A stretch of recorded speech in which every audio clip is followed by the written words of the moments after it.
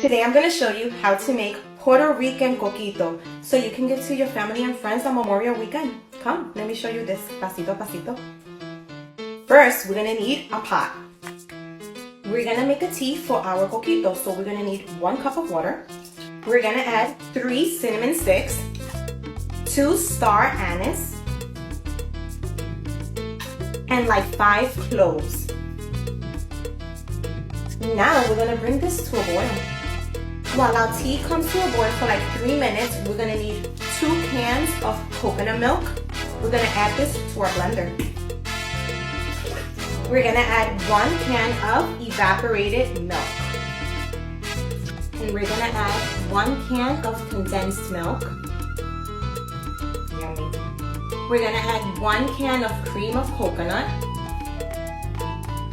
like a teaspoon of cinnamon, and like 2 tablespoons of vanilla. Now we're gonna blend. I let the tea cool down a little and I removed the anise, cinnamon, and cloves. Now let's add it to our mixture. I'm gonna add like a cup of palo viejo. If you wanna add more, you can. Let's add it. Blend it one last time.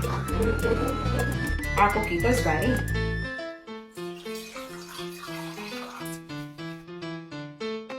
Let's taste.